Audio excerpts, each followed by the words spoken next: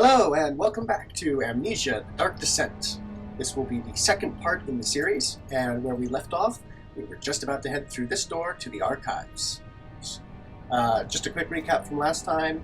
We came from down there, where through that doorway straight ahead, there is the laboratory and the archives, and we need to use some chemical components from the, or not the archives, sorry, the laboratory and the wine cellar.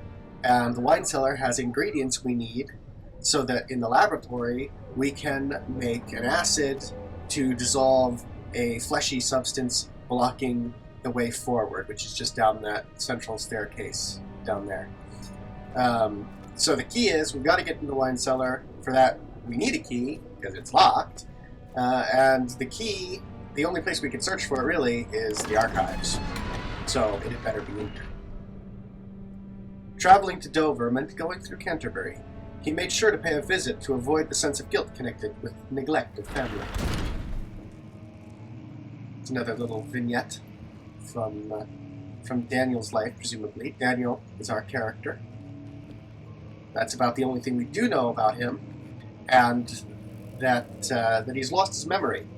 So he left a note to himself earlier saying that he has to go down into the depths of Castle Brennenburg, where we are now, to find a man by the name of Alexander and kill him. But we don't know why we felt that we needed to kill him before we lost our memory. So here's a note, see what it has to say. 16th of May, 1839. The unflinching African sun has continued to plague our expedition, making it impossible to dig until dusk. How Professor Herbert managed to find the location in these vast plains of nothingness remains a mystery to me. When I asked him about the tomb again, he told me about the legend of Tin Hanan, the mother of us all. An interesting story in its own right, but I can't help feeling there's more. Late into the dark, cold night. Later that evening, we uncovered a passage beneath the dunes, leading to a sand-covered stone structure. The professor was confident it was the tomb we sought, and ordered the others to clear the way, late into the dark, cold night. Tomorrow, I shall lead the men into the ancient structure, hoping to reach the burial chamber. No matter what the professor is keeping from me, the dig should yield something interesting to take back to London and the British Museum. Okay. So that's interesting. It never ends well with an expedition in some kind of tomb. You always know there's a curse or something you do not want to deal with. Wilhelm's contract. I hereby offer my attention and services to Alexander, Baron of Brennenburg. This contract will reign for a total of 3 years, when my freedom shall return to me. In addition, Alexander, Baron of Brennenburg, is to recommend my services at the Prussian Royal Court, and within the Sanctum of the Order of the Black Eagle. May no man break this seal. Wilhelm, House of Gareth.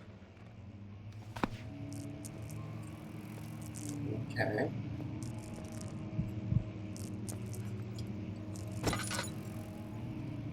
So, someone was making deals with Alexander, Baron of this castle that we're stuck in now, and the man we've been hearing talking to Daniel, telling us that the inner sanctum is behind the fleshy substance. The inner sanctum being the place where the note said we would find Alexander to kill him. We still don't have a key. There is a piano. And something that just made that noise. And I think the piano has something wrong with it, as I recall. It's got, like, oh yeah, here, in the center, a double set of 3 black keys. That's wrong. I don't remember anything more detailed than that, but I thought that was interesting.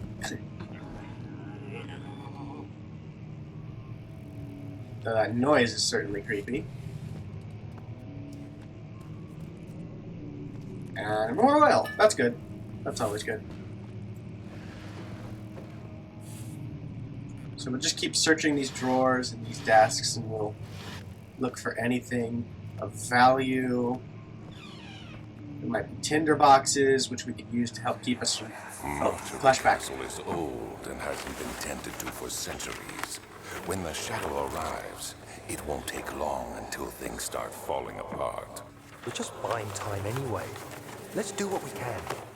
Here, and there. Let's get the servants working on it.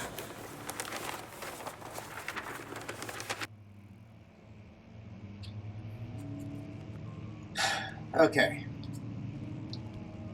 So, the place is not going to survive something, and right now it's breaking apart, so that explains a lot. Okay. What's next?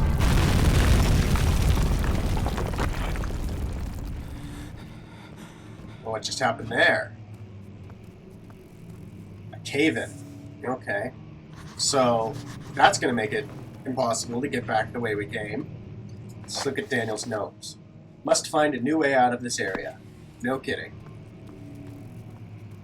Alright, well first, let's continue to search around here, because we came here looking for a key. 17th of May, 1839. My hands tremble as I write. I feel a need to document my tribulation, for I fear that my memory will fail me if I linger. Today, I took some men and ventured into the dark, ancient passage we uncovered. Our torches burned faintly in the murky air as we slowly made our way underground. The men were superstitious and fearful. They argued loudly, and I felt their strange language getting to me. I mustered my strength and yelled at them to continue down the slopes and broken steps. The crudely carved passage confused me. It looked much older than the 4th century structure we had expected. The twisting path emerged into a great antechamber. The walls were lined with statues unlike any I'd ever seen. Despite their unearthly quality, I felt a strange familiarity toward them, which haunts me still. At the far end of the chamber, a great slab of stone sealed off whatever lay ahead.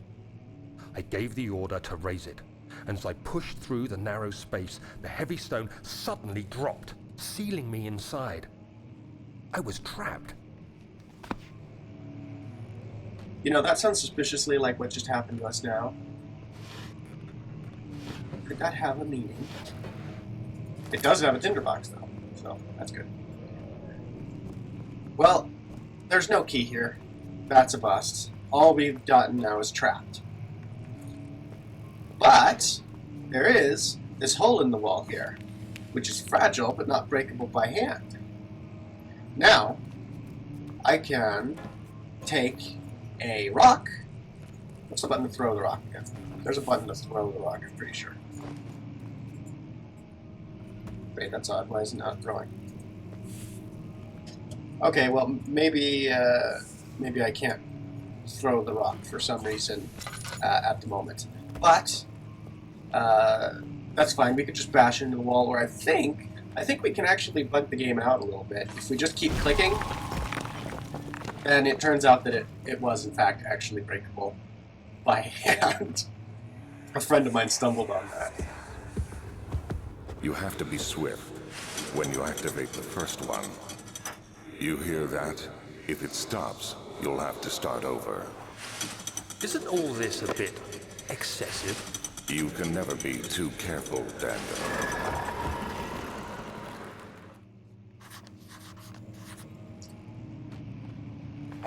So there's some kind of secret door mechanism hidden in the local history room.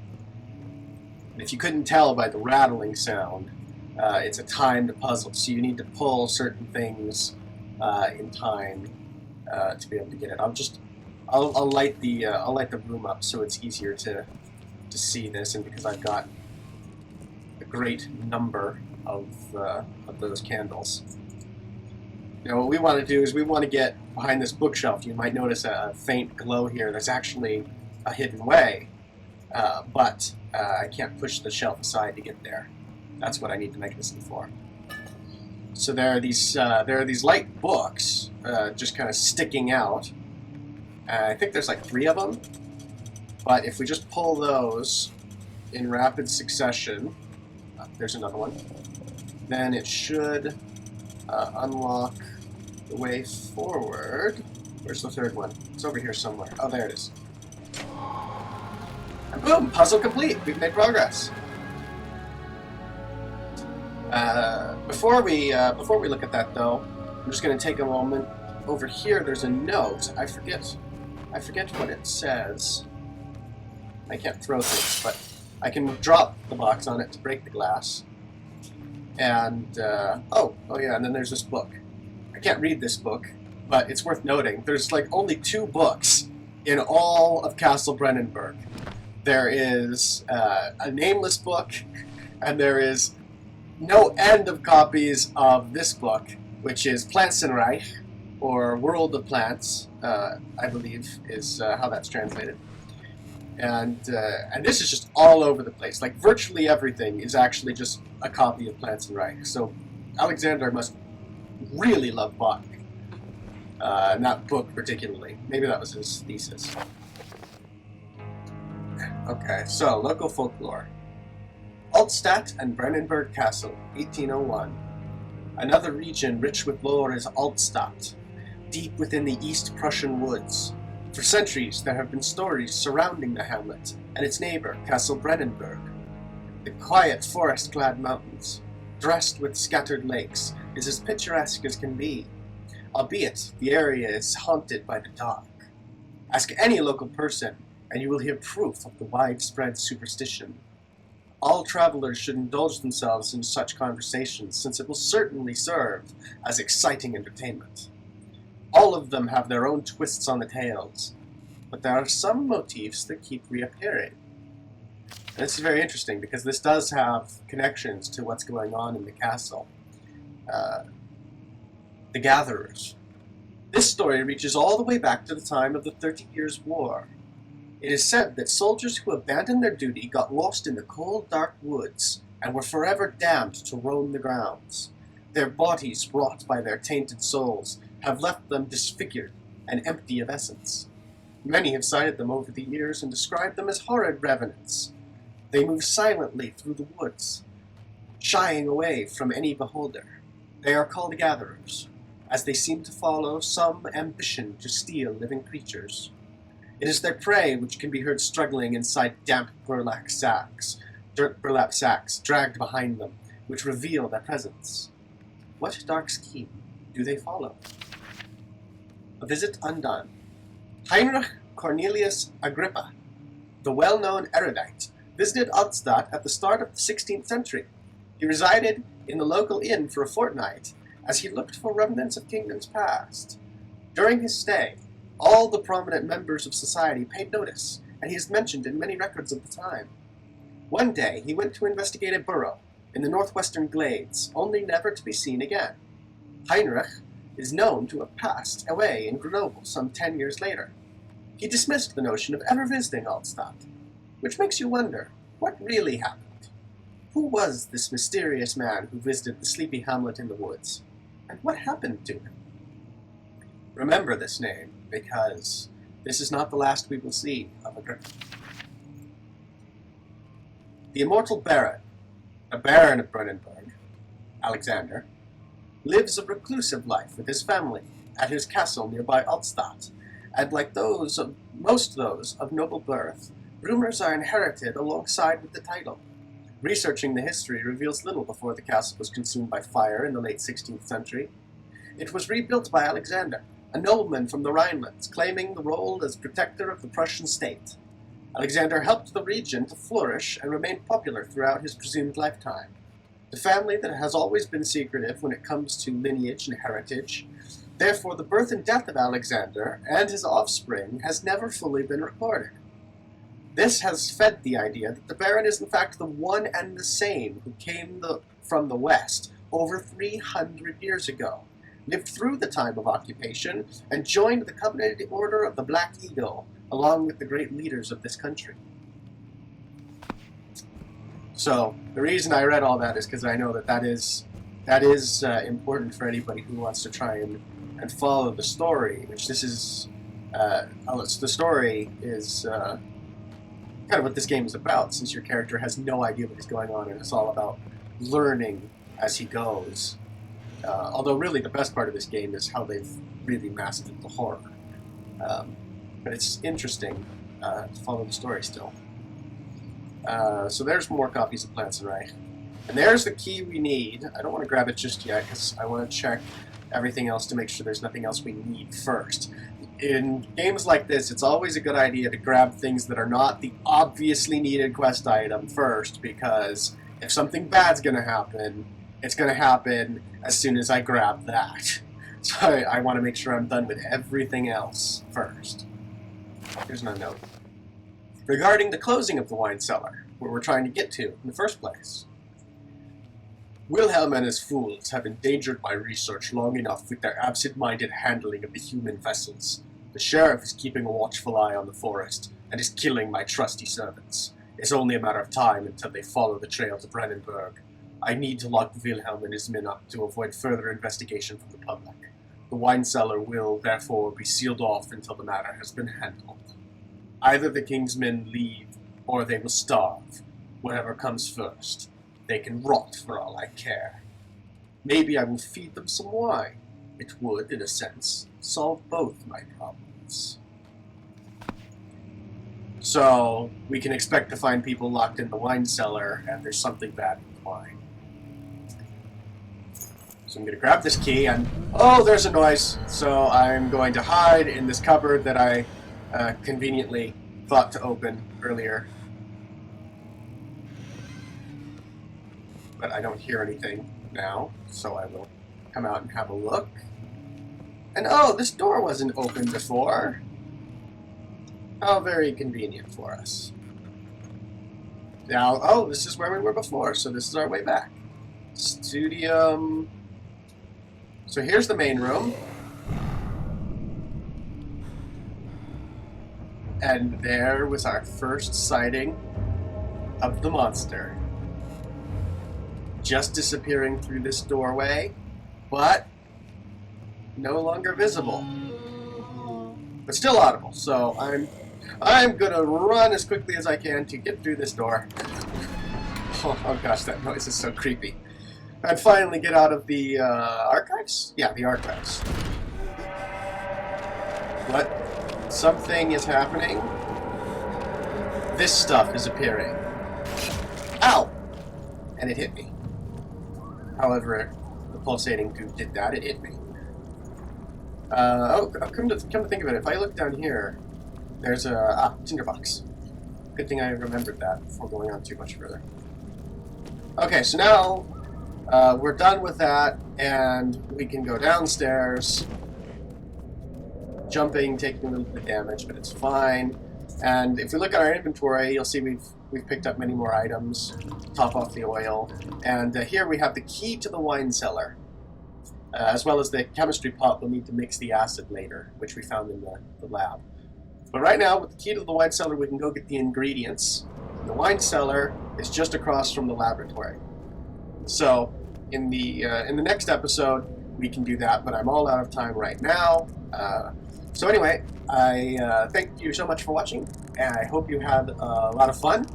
It's certainly fun to play, although I am really worried about how terrifying it is going to be as we make progress. I'm going to turn on the lamp here so I'm not going insane in the dark while doing my outro. But so as not to waste oil, I've got to hurry up. So thank you again. See you all next time.